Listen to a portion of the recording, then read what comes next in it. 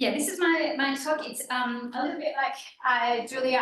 This is a work in progress. I'm afraid I may have been a bit ambitious, and yeah, you're getting a kind of. It's going to be quite rapid fire. So I'm sorry if I'm not going into the details enough and trying to cover too much material, but I'm going to try and stick to time. So what I'm trying to do here is to bring together some of the kind of the literature and the experiences on the new fund for responding to loss and damage and the experiences of the sort of broader climate funds under the negotiations, under the climate regime, with the kind of more academic, scholarly thinking on reparative justice and climate justice more broadly. So it's kind of bringing together both of those groups. Yeah, and to see what that might look like if we were to have a climate reparations fund more specifically. So this first slide actually looks quite a bit like, quite similar to Hajit's slide this morning, that I'm kind of taking as my starting point the premise that climate reparations are a mechanism for advancing climate justice, that it is unjust that the world's poorest and most vulnerable to climate impacts have done nothing to little to contribute to the causes of climate change. Those causes are inherently linked to broader injustices of capitalist colonial world systems in which we live, and so we have this need for reparations to address those harms.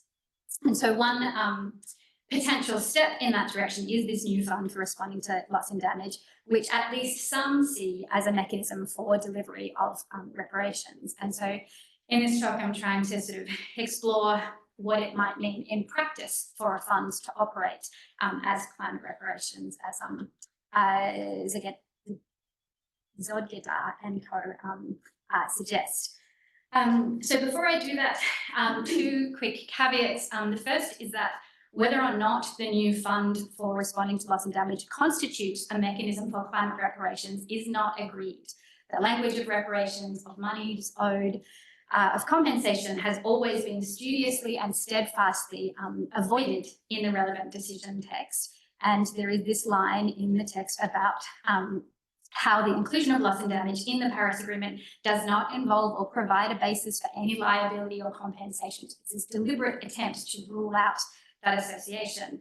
However, the subsequent creation of a fund for responding to loss and damage is seen by many as a mode of delivering at least some reparations, and these similarities with other reparative programs raises the question of whether a reparations fund by any other name smells as sweet. And that the second acknowledgement that I wanted to make in the context of this talk is that, as Rachel pointed out this morning, reparations are not just about money. Reparations include these wider actions and measures to address harm done, to repair, far beyond just compensation. But for the purposes of this talk, the financial element is important for reparative efforts to be effective, and Klinsky and Moffat talk about the need to incorporate the substantive elements of reparative efforts to avoid the kind of harmful impression of just cheap talk. But in particular, it's the compensatory part of the loss and damage discussions within the international climate regime that have been so challenging to progress on that topic. So that's why I'm sort of focusing heavily on funding today. So, as everyone knows, the history of the negotiations is long and ongoing. So this is the 30 years between the first Rio Earth Summit and the establishment of a new fund for responding to loss and damage. And these are just some of the key moments sort of on the journey towards the fund for responding to loss and damage. I'm not going to talk through them at all. There's a session tomorrow that might go into some of these, I guess.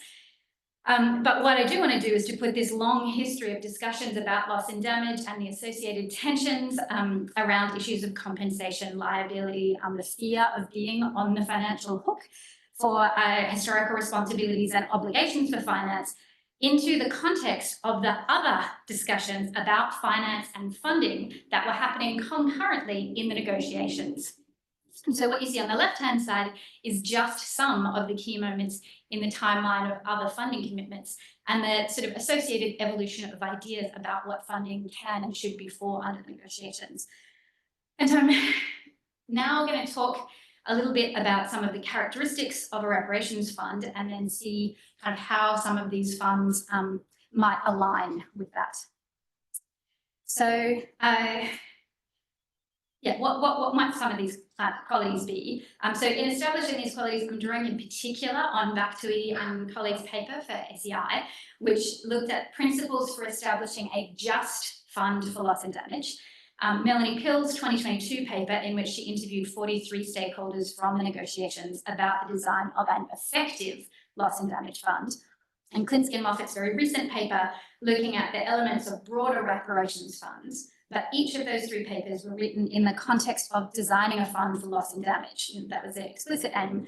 And so given that the specific fund for responding to loss and damage is expressly not a reparations fund, or is potentially at least not a reparations fund, and bringing in some other literatures to sort of develop these qualities of reparations fund. So I'm going to talk about each of these in turn just a little bit. So the literature is very clear on the necessity of just governance arrangements in order to achieve effective reparative infrastructures. And there are a couple of elements to this.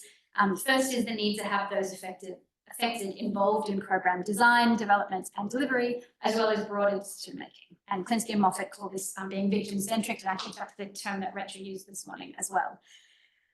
Second is the need for transparency and accountability in all aspects of governance. And so what's drawing on experiences of compensation funds says that the most successful are operated by an independent agency that operates at arm's length from political influence. And so when we're thinking about the climate funds, sort of key places to look would be the makeup and operation of each fund's board, their secretariat and trustee arrangements. So the second quality is the need to make this link between the causes of the harms, in this case, the historical and ongoing missions, and the recipients of the funding. And this is a key element of how climate reparations can advance climate justice. And so discussions of this link are commonly articulated in terms of historical responsibility for the emissions and the polluter pays principle. As we've sort of already heard through today, both sets of actors, both the harmers and the harmed, go beyond national level governments. And so we need to be able to accommodate individuals, philanthropies, private companies, and high emitting countries as contributors, as well as a range of actors as recipients. And so the medium for the flows of funding for those sources from the harmers might include direct contributions, but they might also include more indirect models. And Sophie just gave us some examples there, things like taxes on high emitting activities like flying or shipping. Importantly, Klinsky and Moffat note that funding must be separate from existing aid, new and additional to both climate and development finance, and cannot be repurposed humanitarian or charity funding. So again, as Sophie just pointed out.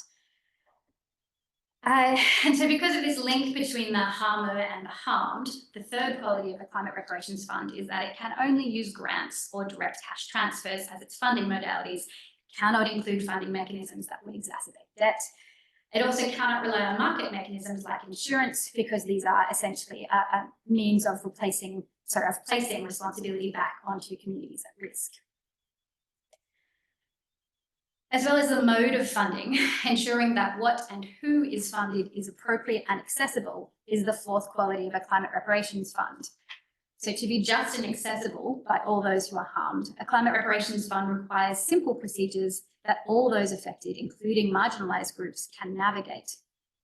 Kerry reminds us that such a fund also can't rely on colonial models for the delivery of funding. And I will come back to the point. The ability to reflect the full scale of climate responsibility impacts, so both forwards and backwards in time, will be important, and so too will be the ability to address non-economic losses. Maxine Burkett also reminds us of the importance of the legitimacy of reparative efforts, and so that has implications for the actors who continue to emit fossil fuels. And so the final point is this thorny question of political viability. Just aspirations are noble, but a funding mechanism has to get funded to work. So in the literature, as an example, both Cagliari and colleagues and Melanie Pill, they interviewed key actors in the negotiations to hear about their perspectives on a fund to create, on a fund for loss and damage. And in both cases, the political challenges of funding, of compensation in particular, were identified as an obstacle hampering any practical solution. They both included quotes from people saying it's not going to happen. But both papers were also published before an agreement to establish a new fund. So, in one case, only kind of 6 months before. So, progress is possible, but the politics matter. So these are the 5 qualities identified sort of through the literature. And I'm just going to have a quick look through the 3 funds, the Adaptation Fund, the Green Climate Fund, and the new fund for responding to loss and damage, to sort of see what we can learn. Could you just speak to the IPCC point in that slide? Sorry.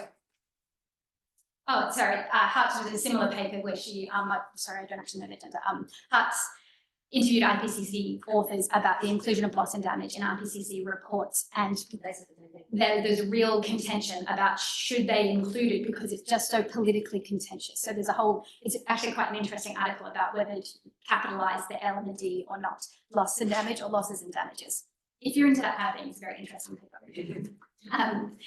So looking at the funds, the Adaptation Fund includes many elements that both developing countries and climate justice advocates love.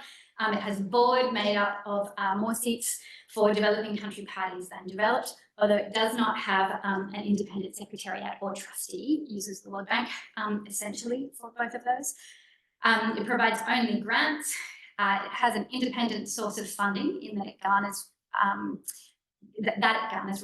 via proceeds from the sale of clean development mechanism projects, and it pioneered some of these modes of delivery that are more effective at directing funding to communities rather than relying on multilateral agencies like UNDP or World Bank. So I'm trying to kind of tick off on each of these qualities across the bottom here.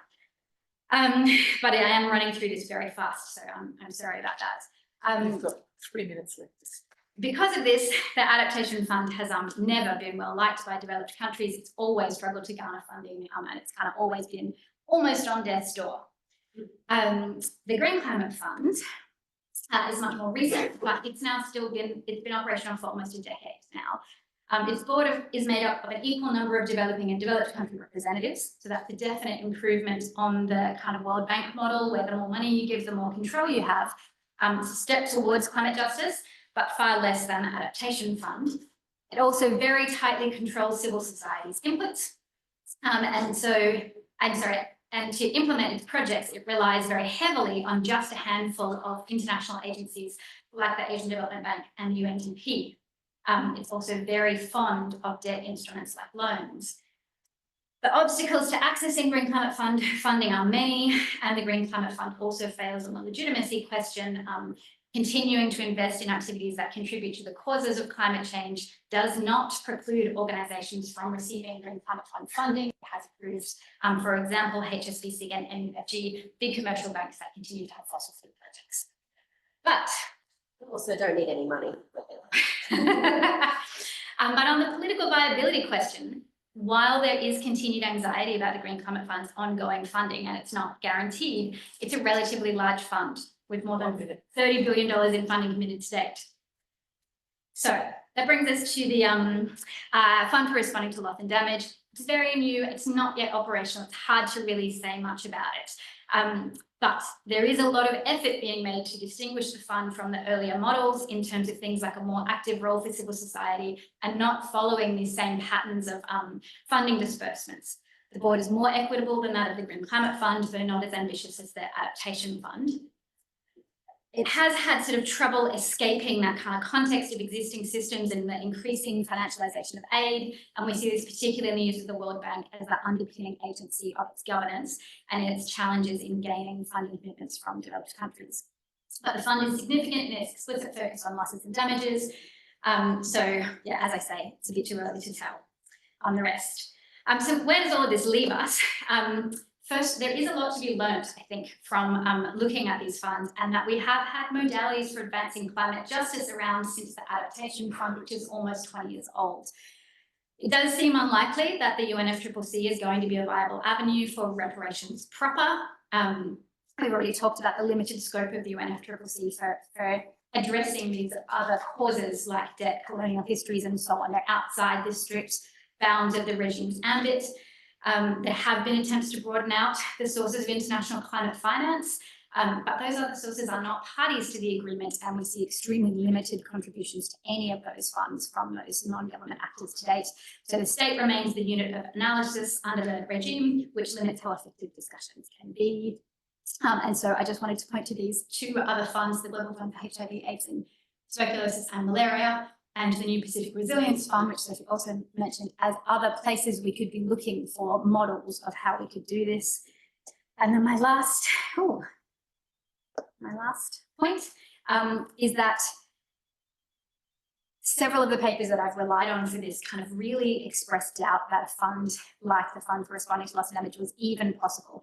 Its creation is this huge achievement, and I don't mean only politically, though it was that, but also conceptually. You know, we have to, even if it falls short of a climate reparations ideal, we have to keep pushing these mental models of what's possible. And so I think it's a huge step in sort of pushing our discussions to evolve what's possible to